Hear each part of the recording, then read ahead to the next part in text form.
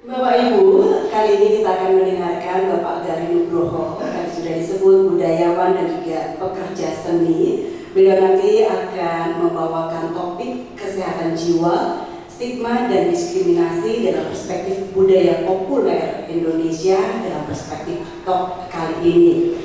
Pak Gary baru ulang tahun bulan lalu, masih boleh dikasih ucapan selamat ulang tahun ya Pak ya.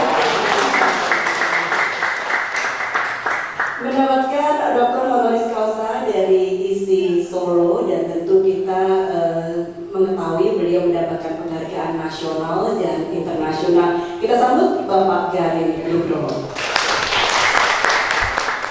Ya, selamat pagi sahabat semua, khususnya Pak Dekan, Ibu Profesor Nugroho yang sudah mengkritisi UI, dan jangan lupa saya memang lulusan UI di Fakultas Hukum UI juga, dan di IKJ, dan waktu itu saya terkagum karena gedung Fakultas Hukum itu mentereng ya awalnya, dan awalnya berdiri, setelah itu kok nggak berdiri banyak lagi ya saya bisa.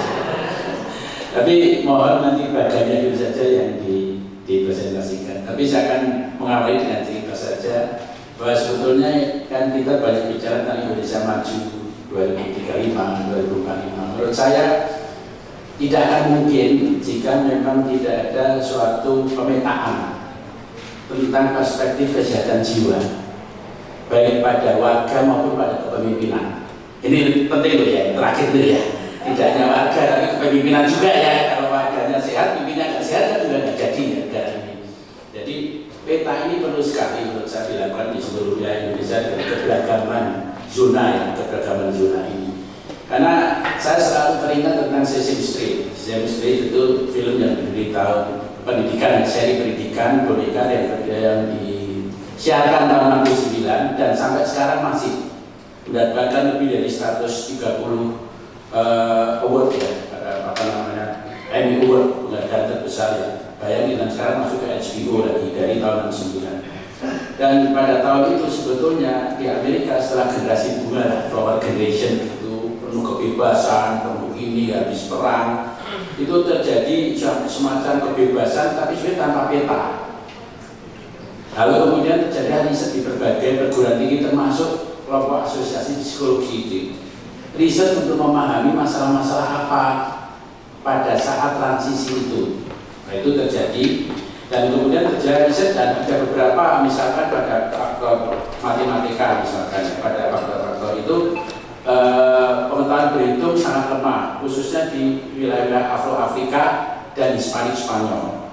Lalu wilayah respek itu juga sangat lemah. Kebebasan menuju demokrasi tanpa respek tidak akan mungkin misalkan. Sehingga terjadi perbedaan dan lahirlah bentuk-bentuk hiburan, pendidikan, edutainment yang saat itu kemudian muncul menjadi yang tadi Sesame Street. Nah, kalau Sesame Street kita lihat ya, ruang artistiknya itu sebenarnya ruang artistik untuk kelas-kelas Hispanik, kelas-kelas Afro-Afrika dan sebagainya, sangat di bawah SD lah gitu. Termasuk juga Unstable, itu adalah suatu bentuk-bentuk komunikasi keluarga kulit hitam pertama, seri untuk pendidikan masyarakat kulit hitam sebetulnya. Ini untuk pengantar supaya provokasi saya itu menjadi proposal gitu ya. Gak ada yang pembicara yang langsung ngasih PR bahwa negara ini tidak akan maju gaya banget ya, kalau tidak ada suatu pemetaan dalam skala besar tentang kesehatan jiwa baik pada warga maupun pada kepemimpinan, khususnya pada generasi Z dan generasi Alpha gitu. Nah, ini pengantar saya, dan diperlukan strategi budaya dalam artian tidak seni saja, tapi cara berpikir, strategi cara berpikir, bertindak dan bereaksi terhadap ekosistem baru sekarang dengan satu manajemen ekonomi yang didukung oleh kebijakan negara dan hukum untuk membangun suatu cara berpikir, bertindak dan bereaksi bersama dari seluruh bangsa. Karena kita terlalu banyak bicara karakter bangsa sebagai cita-cita, maka lagu kita jangan digantikan selalu di sana, mau di sini gitu. Di sana tempat lain kita ya, mau di sini, jangan di sana terus kan ya. Jadi kalau karakter bangsa itu di sana terus, nggak pernah di sini. Padahal karakter bangsa ya kesehatan jiwa sebetulnya. Tapi itu harus tidak disentuh. Nah, saya akan memulai dengan cerita lucu. Karena kalau saya itu sebenarnya problemnya malah karena sering membuat dokter spin ada anak muda ya, maka saya mengalami juga depresi. Mas Garin, skema itu apa ya? spill itu apa ya? Zaman dulu halu, sekarang dodulu itu apa ya, jenis makanan apa ya, nggak tahu betul. Karena saya membaca skenario dari anak-anak muda kan, ini sepatunya Hiking, itu Hiking, ngapain kamu kan ada fotonya, ngapain gitu, Mas, ini anak skena itu harus pakai sepatu namanya Salomon atau apa, harganya antara 1,5 juta sampai 5 juta, itu sepatu Hiking, tapi masuk kafe. Saya bilang kenapa masuk kafe pakai Mas, ini nggak usah Mas, nggak skena itu artinya orang yang bisa diakui dalam suatu kelompok gaya hidup itu, gitu kan. Nah kalau skena kenapa pakai sepatu ya, nggak usah, karena flexing. Ya flexing itu apa? Pameran. Nah, gitu kan ya. Wah betul kan, jadi malah nyatet-nyatet di sini ya skena. Itu saya selalu catat, jadi harus tahu mereka kan. Oh, lain lagi loh Mas dengan culture. Loh ini tulisannya salah, tulisannya itu KAL biasa culture. Itu bukan culture kuliah Mas, memang tulisannya KA, KL, CKL. Culture itu artinya bukan skena. Saya culture Mas. Oh, culture itu orang yang dalam suatu kelompok yang mencintai suatu kebudayaan, gaya hidup gitu. Dan saya tidak FOMO, rumit saya kali hidupnya. Ini FOMO apa ini? FOMO itu artinya orang yang ingin serta masuk ke dalam gaya hidup tapi tidak tertarik sama sekali dengan esensinya gitu. Dalam hati saya, nah kan lari ya, Mas Gari pakai strapa aja, strapa itu ternyata kalau kita lari kan ada berapa jaraknya, ya kan? Tapi sekarang kan harus pamer perhatian, setelah berapa jarak dipamerkan, itu ada joginya juga. Dalam hati saya ini, saya yang stres lama-lama itu kan, ada joginya, dan ada joginya untuk strapa itu. Jadi ibu-ibu yang mau pameran itu hanya perlu di Bintaro itu, tempat saya itu hanya perlu keliling itu. Kelilingnya cukup di Setakat misalkan, nggak usah keliling di Bintaro, lalu turun, foto-foto, ada ukuran kesehatan di sini, dokter-dokter seluruh Indonesia kalah lah, kesehatan jantung, kesehatan ini, dipasang semua, joginya yang lain. Nah dia masuk Starbucks minum-minum, gitu. Cukup hidup itu memang gampang seperti itu. Gitu. Tapi ini saya akan memulai karena apa? Seluruhnya menyangkut gaya hidup. Seluruhnya menyangkut apa yang disebut validasi pribadi seseorang dan rekomendasi seseorang, dan itu dasar dari kesehatan jiwa. Dan mulai gaya sekarang kasih itu ya gitu. Dan itu seluruh istilah ini akan mengandung apa yang disebut kemudian hubungan dengan individu baik sebagai privasi maupun publik kan. Misalnya like dan dislike. Jadi sekarang orang-orang harus bahkan pertunjukan TK aja ya. Itu kan sekarang mereka membeli follower kan, supaya tidak kalah sama grup lain. Follower itu kalau pribadi membeli itu 30.000 sehari. Untuk followernya bertambah banyak sekali. Dan like and dislike itu adalah psikologi pengakuan sosial kan. Tidak di like teman aja Anda bisa frustasi. Maka saya banyak menghadapi bisa tiba-tiba hanya orang tiba-tiba hidupnya bagus, keluarga bagus gitu, lulus universitas terkenal, ya kan, tidak dapat pekerjaan, dia cita-citanya satu, pengen pekerjaan di kedutaan, itu belum dapat karena memang sempit ya komisi itu, tiba-tiba ada ini. Dan ya kalau saya kan bukan ahli jiwa, jadi kalau saya cuma gini ya, kamu udah nyebelin saya, kamu udah gak bisa kerja saya, kamu minum obat terus, jadwalmu bergantung obat, gak mau kerja sama kamu lagi, udah selesai. Nanti ketemu saya kalau kamu udah memecah masalah itu nggak masalah berat, kalau mau dulu nggak mutu, nggak masalah, kalau saya nanya. Tapi enaknya kadang-kadang muncul, saya sudah siap sekarang mas, dia kan kemudian banyak sekali cara-cara pemecahan masalah sangat bergantung obat. Jadwalnya bahkan sangat bergantung obat untuk kerja dan sebagainya. Ini akan saya memulai karena sebetulnya hal-hal sederhana ini sekarang ada orang yang membunuh istri lalu malah dipamerkan mayatnya, dipotong-potong, dijual kan? Sesuatu yang di luar perkiraan sama sekali. Nah, saya ingin memulai bagian ini saja, kalau bagian satunya supaya kelihatan sebagai seniman itu cukup honoris causa tanpa honor ini. Dan agak malu karena ternyata Tempo membuka masalah tentang rektor-rektor ya. Dan saya sudah tahu dari dulu nggak usah Tempo karena banyak pejabat yang ingin istilahnya apa? Kandidat doktor. Itu kata kandidat itu menyenangkan walaupun nggak lulus-lulus. Karena itu akan menjadi satu jabatan yang tinggi ya. Kandidat dokter jadi nggak lulus-lulus. Nah, saya memulai dari yang pertama. Nah, sebetulnya dilema kita, saya kan tidak akan berbicara kesehatan jiwa secara mikro karena teman-teman pasti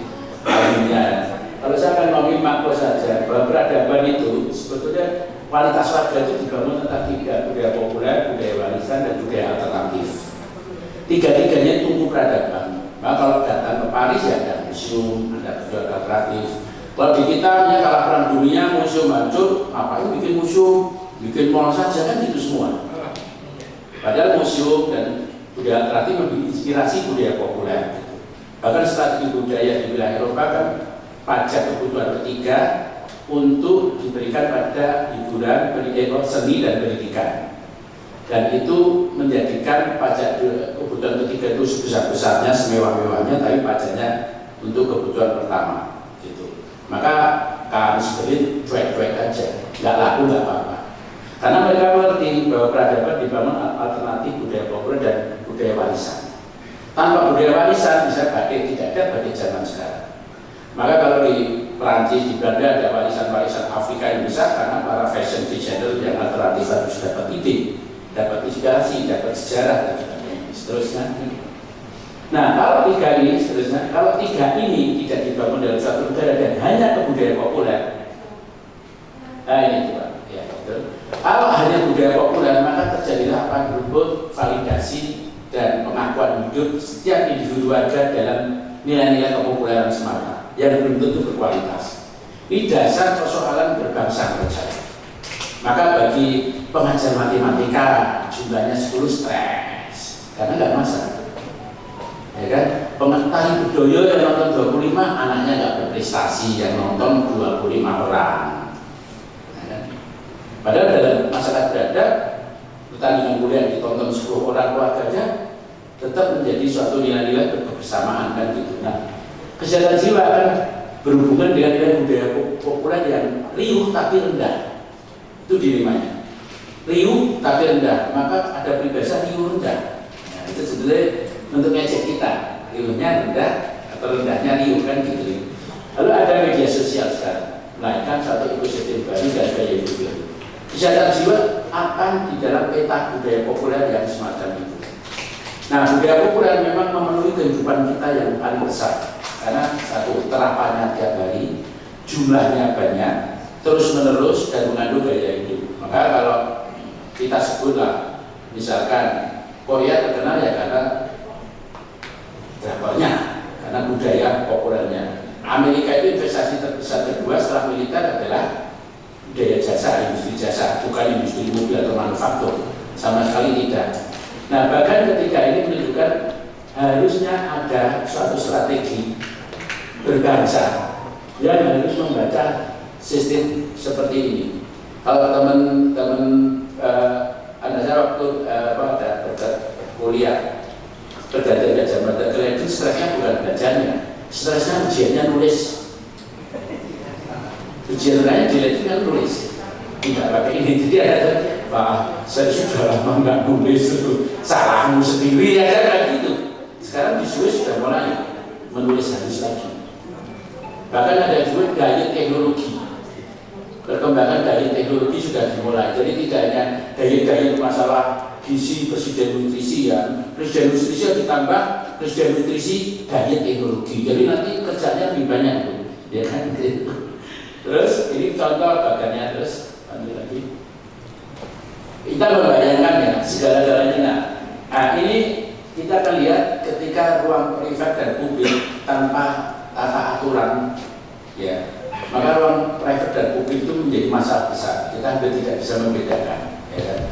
Sebetulnya seluruh teknologi yang dipunyai dibagikan sebetulnya ada apa itu kode etiknya, dipakai oleh siapa, ya kan, umur berapa itu semua ada.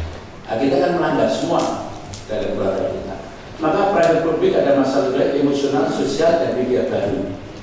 Nah ini yang menjadi masalah terbesar sekarang. Kenapa? Karena sebetulnya secara jujur kita tuh krisis panduan komunikasi publik. Krisis panduan komunikasi publik ini juga karena krisis etika. Di dalamnya lebih turun lagi ada krisis kode etik. Jadi kalau saya sudah ngobrol-ngobrol sama itu tadi skena itu sambil pusing kepalanya sendiri ya, istilah baru itu kan. Saya bilang ya ini kalau hiburan kan ada kode etik. Mas Barin, saya nggak diakui. Lalu saya ceritakan, coba lihat hasil film. Kalau ada korupsi, ya ambil uang di bank, uangnya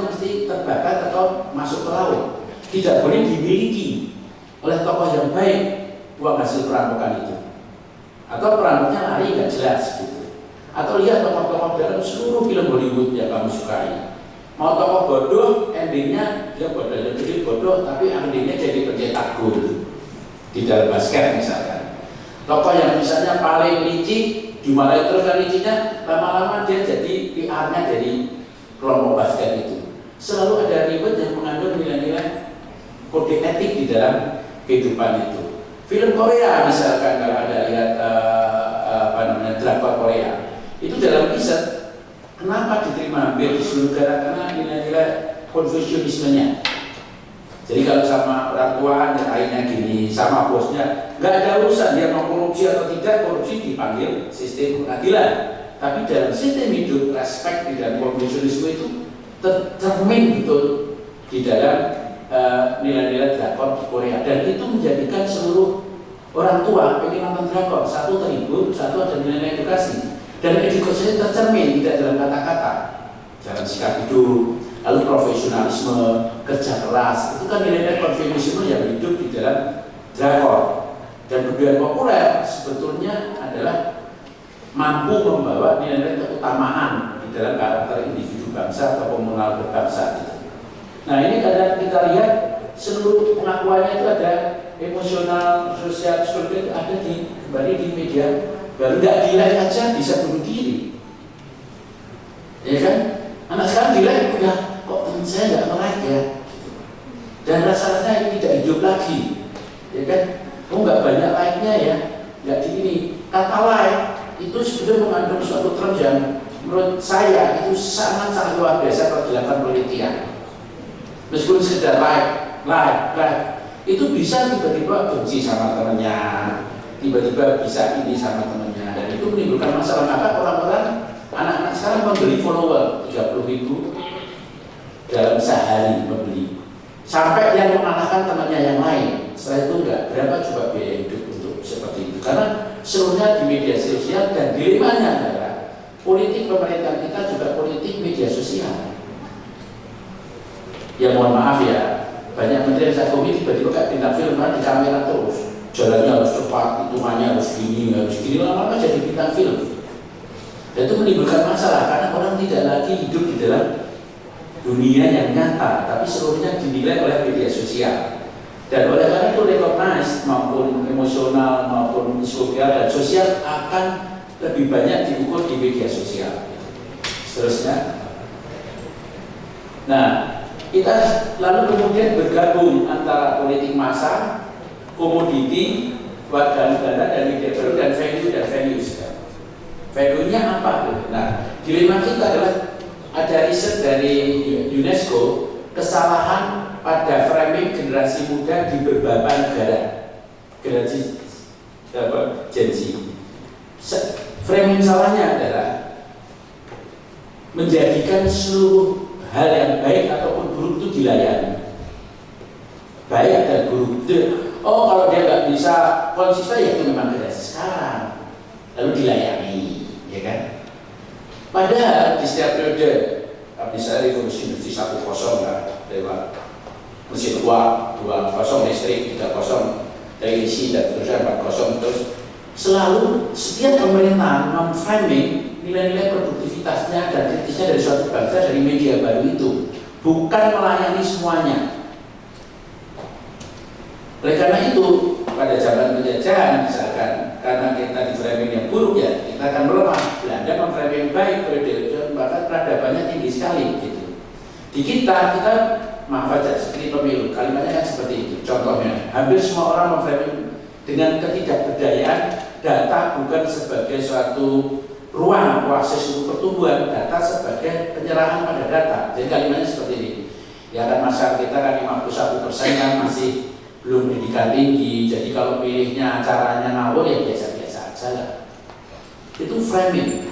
UNESCO menemukan cara framing di beberapa negara yang betul-betul menimbulkan masalah pada pertumbuhan, termasuk kesehatan jiwa dari masyarakatnya. Makanya saya kasih contoh pada pemilu tahun 55 misalkan. Saya itu selalu di bidang pendidikan warga negara, jadi sok gaya pemilu, segala itu ingat-ingat dan sebagainya sekarang. Nah tahun 55 Kita lihat buta huruf semua, mayoritas hampir 90% miskin, ya kan? Situasi kacau tidak aman, tapi pemimpinnya framing tidak lalu gini, ya miskin, buta huruf ya pasti pilihannya ngawur, nggak punya cita-cita, jadinya kayak gini. Ya tidak, kita yang bertugas memframing. Maka waktu itu diframing oleh para elit politik yang memang luar biasa. Lahirlah pemimpin-pemimpin yang terpilih tetap bagus semua. Nah kita di era ini, maka karena apa? Politik kita kan politik apa yang buat politik massa media baru. Ya bayangin, maaf aja ini di sini apa direktur dari Badan Pembinaan Pancasila, ya kan nyebut perlu berapa miliar untuk membayar influencer. Buzzer dan itu dinyatakan di publik. Influencer buzzer adalah hanyalah nama, istilah untuk sebuah kerja, bukan sebuah bangunan ilmu pengetahuan, bangunan pemerintah, sama sekali bukan. Dan itu dipresentasikan di DPR. Dan kemudian yang terjadi apa? Ya kasihan ya teman-teman di sini ya, karena konfigurasi pemimpin kita dengan PMKI itu pasti konfigurasi kepemimpinan media sosial, kepemimpinan bisnis, kepemimpinan politik, kepemimpinan hukum, dan orang serba massa. Kepemimpinan apa yang kepemimpinan humaniora pasti tidak akan muncul, sudah pasti. Karena itu menimbulkan analisa, kajian, itu nggak perlu. Tapi pernyataan seorang lembaga tinggi yang menyangkut karakter bangsa yang menyatakan perlu berapa miliar ya besar sekali untuk membayar influencer, menurut saya itu kemunduran yang terbesar, apalagi itu kepemimpinan di Pancasila ya. Makanya nanti di sekolah nanti lulus saja nilainya itu mohon maaf Anda ini influencer ya kan gitu nanti ya kan ya semua ya. Analisa rumit-rumit cuma ditambah influencer, Anda tidak bisa jadi buzzer. Maka menurut saya di jurusan ini tambah ya, jurusan influencer dan buzzer. Nah, jadi begitu ada jurusan itu lulus itu ya kan, ditambah lulus lainnya aman langsung masuk gitu. Kemudian yang selanjutnya ada, nah oleh karena itu dilemanya adalah gabungan antara politik massa, bisnis di dalam politik yang besar melahirkan segala-galanya politik massa komoditi. Ini yang menimbulkan masalah besar. Bukan pendidikan warga negara, bukan. Tapi semuanya adalah komoditi dan politik massa. Dan itu seluruh ukuran validasi kita, sosial kita itu diukur atas dasar itu. Ya tadi sepatu Salomon itu ya 1,5 dari 5 juta. Saya kalau tanya, oh kalau ke kafe itu 30.000, 50.000 kafe. Kalau rokok elektrik itu harganya antara 90 sampai 105. Aku cukup bapak dalam saat itu ya. Kalau ke party, kalau minum aja 100.000, tapi kalau buka botol 1,2. Mohon nanti kalau yang mau ikut di dalam skena ya kan, dan culture kalau ada ya data kayak itu dipenuhi supaya Anda bisa masuk ke dalam skena-skena ini ya kan gitu. Kalau enggak ya nggak bisa itu dipenuhi kan, buka botol 1,2 sekarang kira-kira lah gitu. Terus nah, value dan value itu marginal. Ini ada metode warga negara. Warga itu tidak lagi jadi warga negara. Warga negara warga dengan hak sipil, hak dan kewajiban untuk menjadi masyarakat sipil yang sehat, produktif dan kritis. Tidak lagi. Warga berubah dari warga negara jadi warga konsumen. Karena media sosial itu sekarang polisinya kebijakan jual beli, bukan kebijakan yang mengandung panduan komunikasi untuk pendidikan kesehatan warga, bukan, tapi jual beli sebetulnya. Dan kemudian adalah warga sebagai algoritma ya tadi dikelola sebagai algoritma, dan warga sebagai penonton. Ya nonton terus di sini. Ini era yang serba screen ya, era yang serba massa. Dan kemudian warga sebagai warga influencer dan buzzer tadi terbukti oleh institusi tertinggi yang minta dana gede untuk influencer dan buzzer tadi. Jadi warga hanya bukan sebagai warga negara. Dilemanya komunikasi di ruang publik kita berwatak pada warga sebagai penonton, warga sebagai algoritma, dan warga sebagai influencer dan buzzer. Dan kalau ini terjadi terus, bisa dibayangkan kesehatan jiwa dalam pengertian yang individu ini kan makronya. Semua diukur dari ini kan. Oh saya kalau nggak jadi penonton pertunjukan besar yang besar, saya tidak skena kan di situ. DJ-nya sudah mainin, saya tidak skena.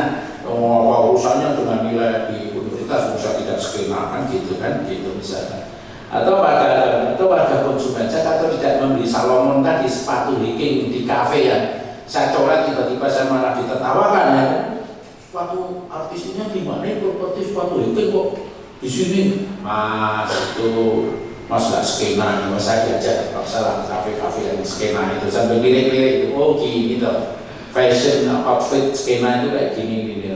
Kalau ibu mau ikut saya lihat skena pakai sepatu, tapi beli sepatu hiking bu ya, itu agak tebel, bagus sih, saya yakin bagus sih. Tapi inilah, mungkin perlu penelitian betul ya, akibat dari suatu bagan semacam ini. Apa yang terjadi pada individu dan profesional? Kalau seluruh hitungan, ukuran itu berbasis konsumerisme, berbasis budaya menonton yang riuh seperti itu, dan berbasis pada influencer itu bisa seperti ini. Misalkan saya influencer, lalu teman-teman saya kan banyak yang muda-muda itu dari situ, daripada bikin film lebih baik yang kaya raya soalnya. Dan kalau di luar negeri influencer itu gampang ditebak, bisa restoran, bisa ada influencer yang memang profesional. Kalaupun ada bintang film ataupun influencer ya apapun itu hanya bagian yang tambahannya. Influencer yang betul ya influencer profesional dan akan melahirkan masyarakat profesional. Kita influencer itu kan nggak jelas latar belakangnya. Menjadi yang diundang ke istana aja influencer semua waktu 17 Agustus. Lalu kalau ngomongnya paling ya makan ini teksturnya, gitu terus teksturnya ada kejutan pada rasa surprise dari rasa ini, tak lempar batu, ada kan gitu kan. Tapi hampir semua kehidupan ditata oleh bahasa. Saya tidak ada masalah dengan bahasa influencer, tetapi dalam peradaban di sana timbullah bahasa influencer yang profesional, melahirkan masyarakat yang profesional gitu. Ini semua menimbulkan masyarakat mental kita pada semuanya pameran perhatian sebetulnya. Dan ada budaya viral, validasi, dan ada ketergantungan pengakuan media sosial yang tadi saya ceritakan tadi ya. Oh kalau aku nggak pakai baju dia tadi misalkan kalau yang spill misalnya, saya nggak tahu sedang ngomong gitu kasih tagar spillnya ini loh bajunya, spill itu apa? Oh ternyata baju saya itu harus di-share, ininya di mana, di-spill, dibagi gitu. Jadi kalau influencer itu misalnya spill, dia jangan ambil makanan gitu ya, lalu bajunya bagus gitu. Nanti dia akan ada kata spillnya nih dari followernya. Nanti dia akan mau pura-pura, oh saya cek dulu ya bajunya saya beli di mana ya, itu kepada followernya. Nanti dia unggul lagi, dia udah nyebut di bajunya beli dari mana, ini dari mana, ini dari mana. Nah, kata spill aja kan pertama, ini ngapain dia pakai kata-kata spill ini maksudnya apa ya? Kan saya juga nggak tahu kan. Terpaksa harus tahu karena membaca sekitar seluruh anak muda kan.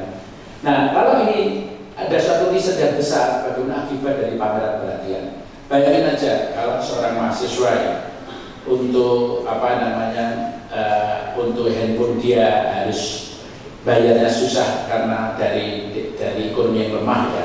Untuk ini lalu ngopi itu satu kali itu sehari sambil menulis skripsi di kafe ya. Lalu di sebelahnya ada skena itu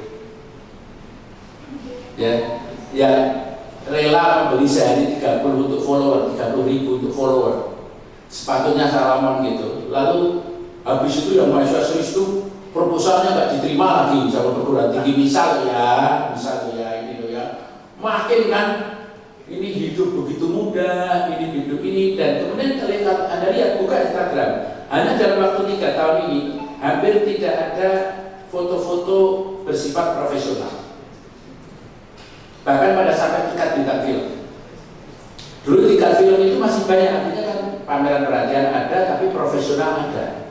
Tapi kan sekarang enggak, mesti pameran ada 3 kehidupan paling mencolok dari itu, yaitu ke tempat-tempat fancy semuanya, ya kan gitu kan, kuliner, olahraga, gym mahal sekali disebut harganya, rumah aja pakai ditulis hanya 6 miliar, ya gundul kan hanya 6 miliar ya, Nah, karena tidak ada etika apa yang berkomunikasi di ruang publik, kalau luar tinggi nggak boleh. Bahkan kayak permainan lah, misalnya game, itu nggak boleh kan uang dikeluarkan di luar negeri. Itu ada kode etiknya dalam seluruh hiburan. Nah, kita kan seenaknya, malah uangnya dicocok-cocok ke mulut gitu loh.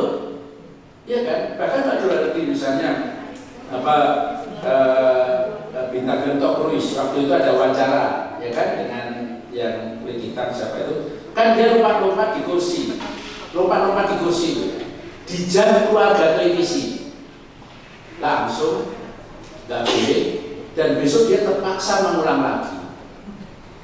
Pemain bola di saat penting malah kebar. Kita di saat penting malah foto-foto di mana-mana, keluar party-party, kalah lagi, kan gitu kan.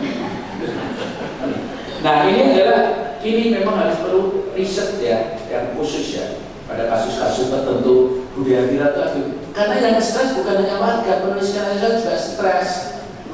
Waktu rating itu TV produk itu bisa sampai benar, teman saya tuh pakai nyetak dia untuk klik buku tuh kepalanya stres, bayangin ya. Ditelepon produsernya, kan biasanya ada presentasi rating, adegan ini ratingnya tingginya seberapa, kan ada, ya kan? Tiba-tiba, tolong itu hamil lagi, hamil itu waktu hamil ini ratingnya tinggi loh, tokohnya itu hamil di luar nikah. Pak, baru seminggu kemarin ya hamil ya si tokohnya itu produser juga bilang, ya nggak tahu susah gimana caranya, gimana pokoknya dia hamil lagi lah gitu. Bayangin stresnya nggak pada skenario. Karena seluruh kebudayaan massa dari budaya populer tanpa nilai-nilai profesional itu, maka yang terjadi adalah nilai-nilai yang disebut secara kasar ya animalistik daripada kemanusiaannya. Animalistik itu, jadi kalau manusia kan apa yang disebut human animalistik dan human politis kan. Yang animalistik itu yang tumbuh di mana-mana. Populer iya, massa iya, cepat diambil iya, tapi itu tidak menunjukkan suatu pertumbuhan warga negara ada yang produktif dan kritis. Lalu pengakuan media sosial itu luar biasa, pemerintah juga, malah pemerintah lebih. Sekarang dulu gunting kita, sekarang pengakuan media sosial. Selama udah difoto di mana-mana, kerjanya nggak ada, sudah selesai, nggak ada rapat lagi. Lalu ada KPI berbasis media sosialnya. Padahal apa yang di KPI nggak ada hubungannya. Misalkan gini. Misalkan ketoprak gitu ya, report 2.000 anggota ketoprak ini aktif, tapi yang tumbuh ketopraknya 1-2 ya memang organisasinya itu asosiasinya 2.000. Kan jarak antara laporan media sosial dan fakta kan jauh betul. Nah, ini yang harus dimenedulkan karena ini terjadi di semua lini, tidak hanya warga negara. Terus ini yang terakhir juga. Nah, akhirnya pemerintah kita yang tidak ada humaniora yang kurang humaniora menjadi politik massa mesos kebijakannya, hampir di seluruh pemerintah. Itu influencer bahasa lebih penting dari seluruh dokter apapun juga ya, seluruh universitas yang tidak bisa bahasa karena dia perlu panjang ngomongnya, perlu menguraikan masalahnya yang tidak bisa diuraikan pendek, cepat dan singkat, dan pameran perhatian tidak perlu. Lalu warganya komoditi ekonomi medsos juga, ya kan? Politik citra juga medsos, pengakuan juga melalui media sosial. Ini semua menjadi masalah terbesar dari bangsa ini. Terus, udah bisa. Kalau pokok pikiran aja. Karena itu kalau dari apa yang saya uraikan ini, memang ini bukanlah suatu skema yang detail ya, tapi sebuah skema yang antara pengalaman saya dan akibat dari pengalaman saya. Nah, kalau kita lihat misalnya produk budaya masa kita itu, kenapa Korea dan Indonesia berbeda? Karena Indonesia bertumbuh dari profesionalisme budaya masanya. Kita tidak bertumbuh dari, dan kita melihat aspek-aspek hiburan yang serba. Jadi gini, kalau membuat hiburan itu harus yang disebut tabu-tabu. Jadi kalau kamu tabu miskin, kamu harus hidup bahagia di endingnya, di CBNB. Tabu seks dipamerkan seksnya, tabu kekerasan dipamerkan kekerasannya dan seterusnya. Nah, tabu-tabu itu ada yang tabu menjadi positif, ada yang tabu menjadi negatif. Di kita yang ditulah karena ini jalan pintas, seluruhnya kan jalan pintas banyak. Itu tabu-tabu itu, tabu-tabu yang negatif, bukan tabu yang positif. Tabu positif kayak Korea itu, Konfusianisme bisa, kepahlawanan bisa, profesi kita tahu betul, hukum ya hukum betul gitu. Ini tabu-tabu yang profesionalisme dan positif. Kalau kita nggak pameran tadi hamil 3 kali, selisih seminggu gitu-gitu, menarik perhatian saya.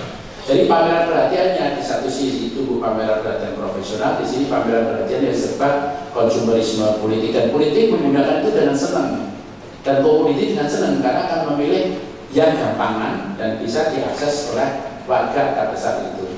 Nah, saya mengatakan seterusnya aja, ini pasti ya, Indonesia Maju tidak akan merujuk tanpa sebuah peta ini, dan harus ada kerja besar menurut saya sebelum terlambat di masa transisi ini.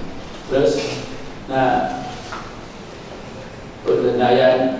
yang lainnya lagi memang harus ada strategi budaya, bukan sebagai seni tapi cara berpikir, bertindak dan bereaksi ya menghadapi berbagai masalah sekarang ini. Dan kalau tidak yang juga adalah tentang pendidikan etika.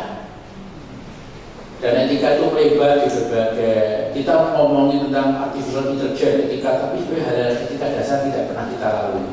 Etika hiburan, ya kan? Etika publik aja. Kalau publik di luar negeri, kalau pemimpin itu ngomong kasar, mau pinter, mau jujur ya turun. Itu etika komunikasi publik. Maka ketika ada pemimpin ngomong tidak perlu etika di publik, ya sebetulnya tidak bisa. Ngomong kasar, ngomong ini ya tidak bisa, karena etika di publik di negara benar. Kemampuan komunikasi etika di publik betul-betul sekarang nilainya rendah betul. Sehingga akibatnya panduan setiap warga itu malah menjadi bingung kan, mengalami goncangan yang terlalu besar. Etika pada jenis-jenis hiburan budaya populer, jenis tidak muncul. TV aja. Kalau dulu kan yang poin-poinnya terus ya. Kalau TV itu misalnya tidak boleh menggunakan anak-anak untuk iklan bersifat komersial, itu satu. Sekarang kan banyak sekali, nggak boleh dijemput bis sekolah naik bis mobil pribadi di luar, tidak akan mungkin. Tidak akan mungkin. Karena kode etik iklan ada, kode etik hiburan ada, kode etik jam tayang ada. Yang tadi saya bilang, jam segini nggak boleh ada kekerasan, jam segini. Pertanyaan saya, di luar negeri ketika lahir media baru, etika-etika dasar itu bertumbuh di dalam setiap aspek kehidupan. Di kita saya bicara seperti ini kayak makhluk asing. Wah ada tuh mas, wah ada tuh hiburan itu ada etikanya. Wah ada tuh, semua seperti itu. Kan? Dengan itu menurut saya percepatan kita tidak sebanding dengan pendidikan warga negara kita untuk panduan komunikasi publik, etika dan juga untuk kesehatan jiwa dari masyarakat kita itu sendiri. Udah habis. Oh ya udah ada 20 tapi udah ada di sebarannya, di lembarannya. Coba cari lagi. Nah, kesimpulannya adalah sebagai kesimpulan terakhir aja adalah bahwa tugas kita memang sangat berat menurut saya. Karena apa? Framing politik kita itu memang menjadikan pertemuannya terlalu besar antara bisnis, politik, dan hal-hal serba masa, pemimpin masa dan sebagainya. Pemimpin-pemimpin humaniora yang memang perlu berpikir panjang, yang tidak masa yang panjang itu tidak muncul dalam kehidupan kita. Akibatnya merambat jalan seluruh kehidupan kita. Dan penilaian atas dasar bagan-bagan ini itu menjadi sebuah apa yang disebut kecenderungan baru sekarang ini. Jadi sekali lagi moga-moga presentasi ini berguna. Tapi tentang pokok-pokok pikiran nanti bisa disebar saja ya. Ada 20 pokok pikiran yang saya sampaikan untuk pada hari ini. Saya terima kasih atas undangannya. Sebetulnya saya jujur aja ya, agak berdekit ya kan, karena di teman-teman yang memang ahli di bidangnya. Kalau saya itu dokter Kasa aja di isi Solo itu menyenangkan sekali, semua pakai baju Jawa, ya kan, gamelan Jawa semua. Lalu saya itu murid-murid saya itu yang di situ semua murid pemain-pemain teater saya. Jadi sambil berdiri sambil saya memerintah. Ada yang nanya, tariannya apa tadi? Tari satu ini tari raja dong, tari bedoyo. Izin rektor nggak usah, nanti saya mau rektor. Jadi tari bedoyo. Gamelannya kasih gamelan besar dong. Gamelan besar itu kayak peristiwa raja itu 125 gamelan. Akhirnya ini gondol kausa saya itu kata Reza pemainnya itu, Mas kalian kayak persenian raja. Nah itu enaknya kalau jadi seniman itu dari resik pengembang gelar. Gamelan tidak pernah putus selama 3 jam, ya kan? semua pakai baju Jawa, tarinya bedoyo, apa nggak nyaman. Nah ini karena saya mengikuti skena tadi dan culture itu ya. Oke, terima kasih. Semoga berkenan teman-teman.